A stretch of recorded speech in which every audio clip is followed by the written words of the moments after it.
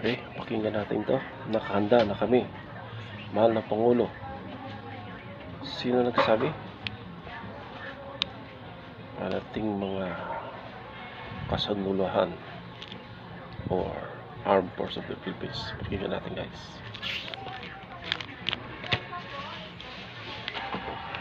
Prepare na tayo.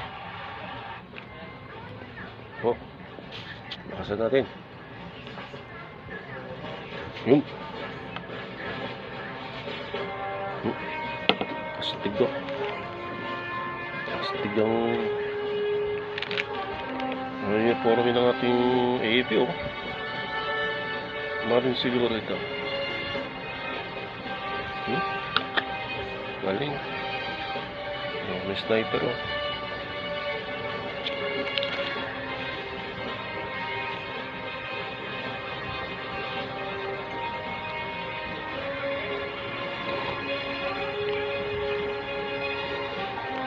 Yun eh. Formation, no? Parahalos ako nung may RTC pa ako. Ayan, kaya lang, ito. Iba to, Armed Forces to.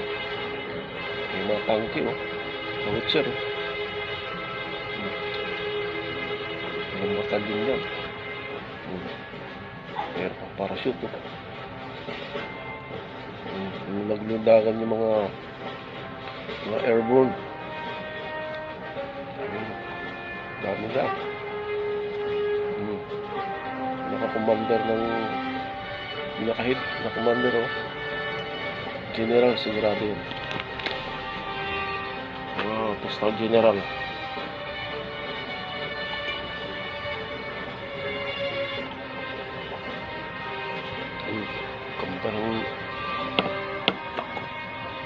Ganda ng mga baril, oh.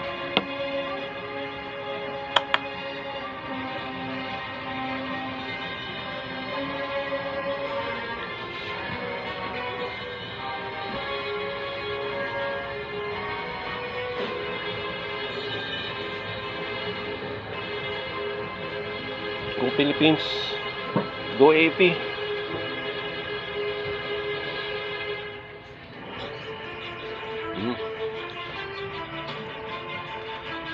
Passport natin. Passport natin. Kasi magsalita yung ano eh, commander eh. Op, taka lang. Yun. Advanced communication systems, drones for real-time intelligence surveillance and reconnaissance, Boom. and improved weapons capabilities that ensures a versatile command force.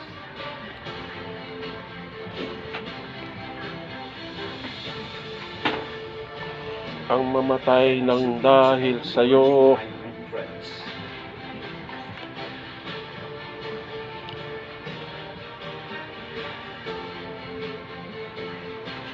With its rapid mobilization force, Special Forces, oh. combined arms expertise, Samsung.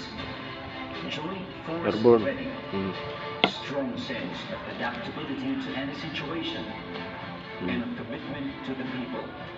The Philippine Army stands as a guardian of peace and security for the nation. Pause muna. Pause. Alam nyo guys, ang Pilipinas ay mga hinog na ang Armed Forces sa combat, jungle. Kung tingnan yung mga history natin, Marawi Sig, Zamboanga, yung mga history, hindi tayo dehado. Ang kailangan lang natin ay magkaisa, mga politiko. At alam mga China yan kung paano tayo lumaban. Alam nila yan, takutin yan sila. Dinadaan nila sa dami, sa mga aeroplano nila high-tech. Pero Hindi naman quality yun. Mababaksak lang din yun.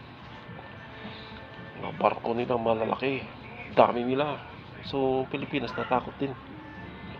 Dahil yun ang sinamantala nila. Yung na-install na sa atin yung takot. Siyempre. May missile sila tayo wala. Pero, tingin ko, hindi yan sila atake. Kasi una-una, hindi lang ang Pilipino kalaban nila. Isa dito sa Japan, Taiwan, Philippines, Indonesia, Vietnam, ano pa ba? Ilang parte, yung Myanmar, Sri Lanka, lalo na ang India, takot sila dyan. Kasi once magkasasabay-sabay gera, yung lagyan natin 20 million sila, magde-divide yan. So kukunti sila. Diba? Harapin nila lahat yung kalaban nila sa Southeast Asia. At nandiyan pa yung Amerikano. Diba? Sa dadami namin nila, magde-divide sila. So kumunti sila. So kaya Go Philippines!